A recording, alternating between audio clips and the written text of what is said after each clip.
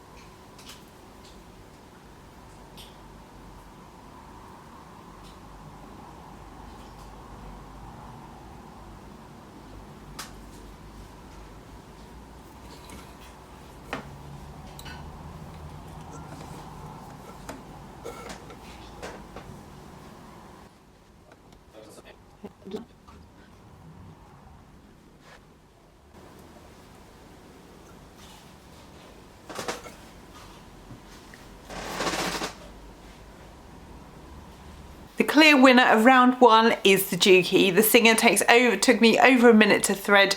It threads from right to left rather than front to back, so then you have to kind of get your head in at a funny angle so you can actually see where you're putting that thread. My eyesight is not that brilliant, as you can see, because I wear glasses, so maybe that has a factor. If you have better eyesight, perhaps you won't find it as difficult, but definitely the winner is the Juki for that one. Round 2, bobbins.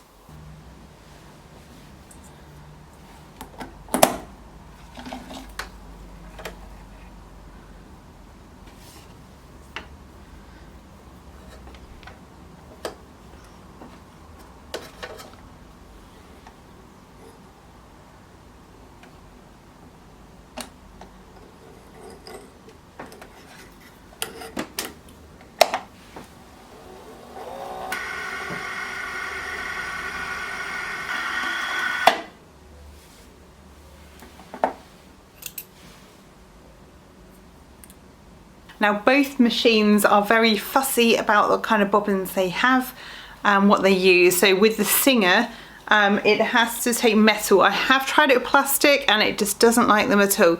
So for these, it's a case of scouring eBay or looking for a used used parts dealer. With the Juki, they well, I was told that they need to have Juki bobbins. I think I have tried a different one, and again it doesn't work. So to make sure that you have a nice even thread on your bobbin, you do need specific bobbins for each of those machines. With Singer, you don't need to take the thread out of your needle. You can wind a bobbin with the needle still being thread, so I'll show you how that works.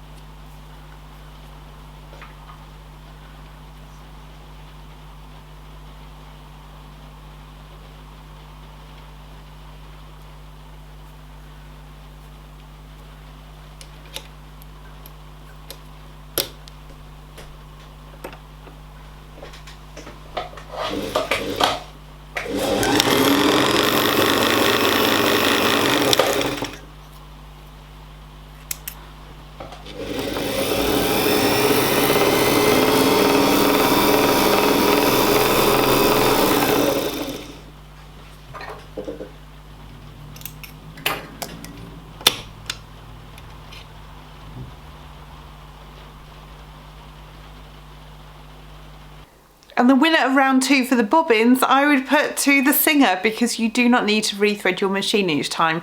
That's nothing more annoying than sewing, realising that the bobbin has then run out, and then having to unthread, do the bobbin, and then rethread your machine. With the Singer, you've already got a bobbin that you can thread, and then you can just pop straight in there and just pop your bobbin in, and you wouldn't have to disturb the threading at all. So I would say the clear winner of round 2 is the Singer.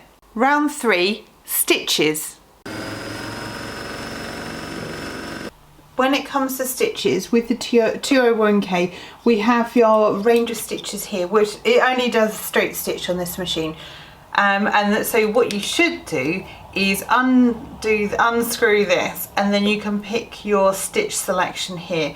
So stitch 10 is like 10 stitches per, and there's like the length it would do, I don't know, an inch. I would need to double check the manual on how many, so it's kind of trial and error, but because this machine is not great, you can move this up and down. You're not supposed to be able to do that. You're supposed to be able to lock it in position, so you have to make sure that you've got it in there and you don't accidentally knock it into a bigger stitch length. So if I do 30, they're going to be really teeny tiny stitches compared to the 6, which I'll show you down here. I've just cut up some bed sheets.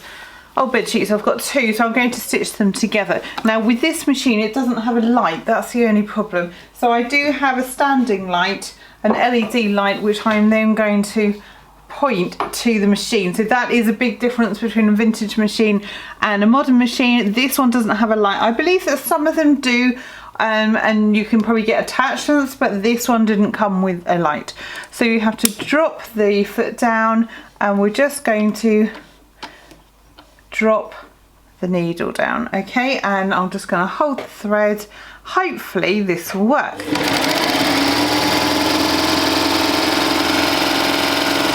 Now I'm just going to stop because it is so small on these stitches, it's going to be really tight. Oh no, and it hasn't stitched. Have I not got a bobbin in? Okay, I'm just going to try that again because I just recorded it and I don't think the bobbin was engaged.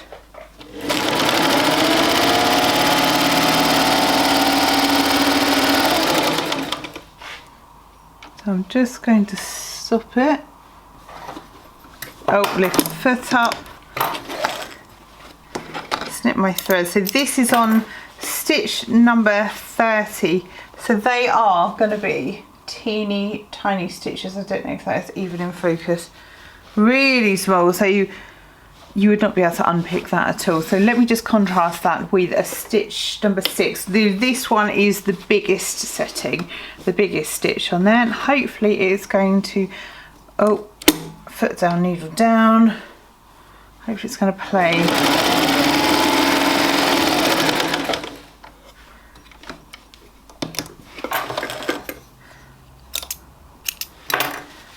And so this is stitch length 6. So this is the biggest stitch that it does.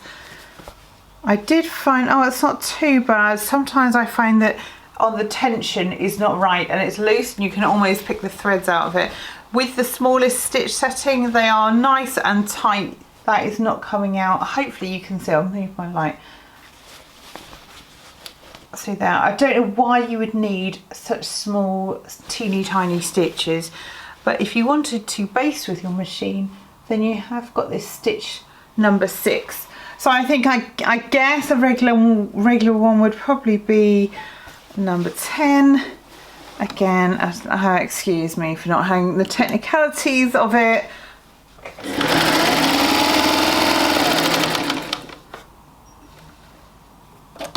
See, the difference is you're going to have to lift it all up yourself. Now this has got stuck. Let's see how this has come out. Oh, it has caught slightly. So this is stitch number 10. There we go.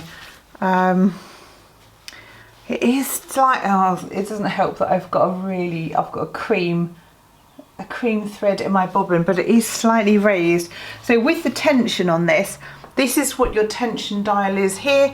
I have tried fiddling with that before and I don't really know what I'm doing in terms of this machine.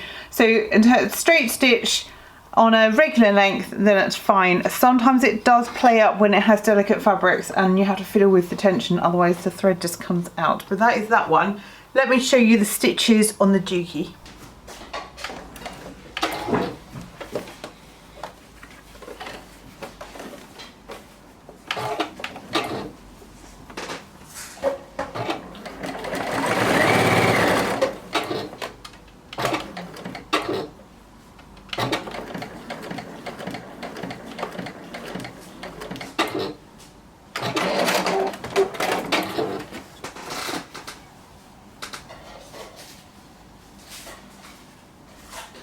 I can't do a comparison with buttonholes because with the Singer 201K you need to buy a special buttonhole attachment, like a special buttonhole foot attachment.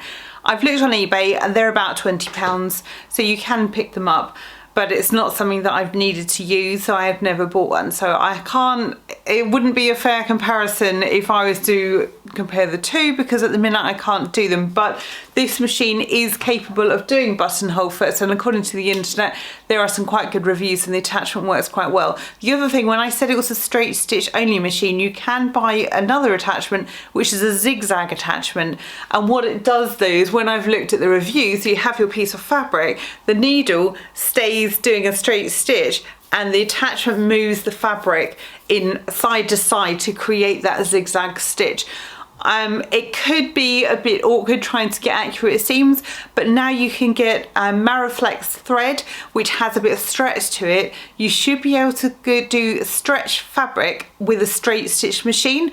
I haven't tested it, so disclaimer, I haven't done it, but according to various people's opinions online, the Mariflex thread works quite well. I don't know if anyone's tried it out with the vintage machine, but there is that option. So if you're on a tight budget and you didn't want to spend much on machine, a couple of attachments and special thread and you could do a buttonhole, straight stitch and a zigzag. So they're really the three things that most people use their machines for.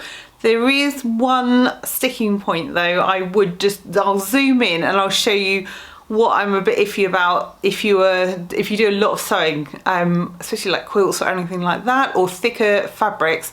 There is a failing on the Singer. Let me just show you. I need my tape measure. There are restrictions on the height of the foot, so I've got my tape measure out here. I'll do it in centimetres because I find that easier to read, just being more used to metric. So the foot is down at the minute, so I'm just going to line up my tape measure and just see how high that comes. Now that is just below 1 centimetre. Okay, let's compare that with the Juki. Okay, foot is down. Raising the bar, the foot slightly lower than the Singer, but I can extend it out and that goes above 1 centimetre, so there's probably about ½ centimetre extra on that one, and when it raises up, so I can lift to get that over a bulky seam, that can go over that. That's probably the bottom of the foot is lined up with 1 centimetre, so you've got extra clearance in there. And with this machine here, you also have a floating foot option, which I don't know if it will let me do. I probably need to, if I put the foot down, put the needle down. If I have a floating foot option, it raises it up slightly, or like automatically, and then down again. So it can float above the fabric. And the winner of round 3 for the stitches, I would say, is probably a tie, because in terms of the basic stitches, they both do a very good stitch. You obviously need special attachments for different things in terms of buttonhole foots. The Singer, if you want to do a reverse stitch, if you put the lever, in my footage I showed, if you put the lever right up to the very top, it will stay in reverse, so you've just got to remember to take it out of reverse. But you could do a number of reverse stitches. With the Juki, you press the button for reverse, it will do one reverse stitch. So you do need to hold that button in if you want to do multiple reverse stitches, unless of course you have programmed the foot to do so many back stitches, that kind of thing. So yes, but I mean, they both do reverse, they both do a straight stitch, and with the Mariflex thread, you can then do a stretch stitch. It's sort of a stretch stitch, but you know, with a straight stitch, so you're not really restricted on that. So that is a tie definitely on that one. Round 4, size and weight. When it comes to the weight of the machine, both machines are quite heavy. The Juki comes in at about 21 pounds. The Singer is about 30 pounds. The main difference is the case. So the case for the Singer has a heavy wooden box, which makes it, you know, quite a bit to like lug in or out. If you were to take it to a class or something, getting that in and out of your car, it's, you know, it's heavy, it's not that convenient, but it will hold your desk. So if you're sewing something quite heavy, that's not going to judder around and that's going to stay put. With the Juki, again, that is quite a heavy machine as well, but just with the case, it's not as heavy. There is a slot attachment so you can put the foot pedal in. It's just little extras. I think you'll find that with the Juki, you just got the more luxury shortcuts. And once you get used to them, it is hard to go back. But if you're on a budget, I would definitely recommend the Singer. There's no problem with that. If you can get yourself the attachments for either the zigzag or use the Mariflex thread for stretch stitch, and then use a buttonhole attachment, I think you're good to go, because there are a lot of stitches on this machine here which I would have no intention of ever using. With the buttonhole foot, I've maybe used 2 different buttonholes, but at the end of the day, one buttonhole, as long as it does it well, you can, you know, that's all you really need, isn't it? So this one has an extension table, it has a knee lift, it has a programmable foot, it has things like you can raise the foot slightly while you're sewing so it kind of floats above the fabric rather than getting stuck into the fabric.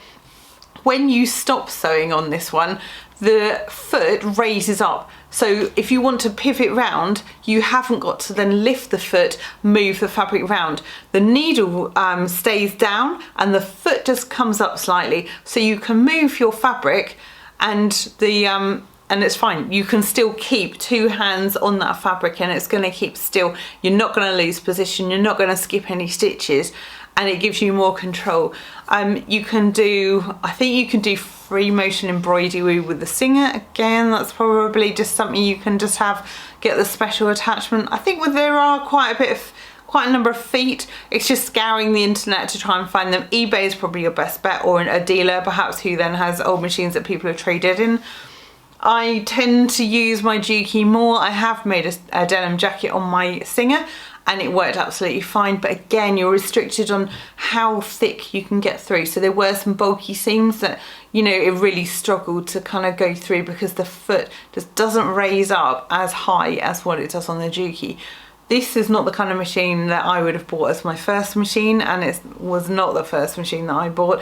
I have upgraded several times over the years to get to this point. Some sewing machines run into the thousands of pounds and thousands of dollars, and so I think the first thing when you're looking for a machine is set your budget. If you know what your budget is, then you can then compare them, because it's not really a fair comparison if you're looking at all the functions of the machine. But what we've done today is look at the straight stitch, how easy it is to thread, how easy it is to sew, to wind the bobbin on it.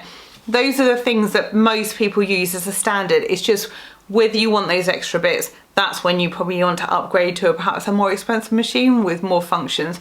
But both machines will do well, and I think, to stay on the fence here, I think in terms of the basics, both machines are equally as good as each other. Tell me down below which one you would go for and what you're currently sewing on, which machine you've got.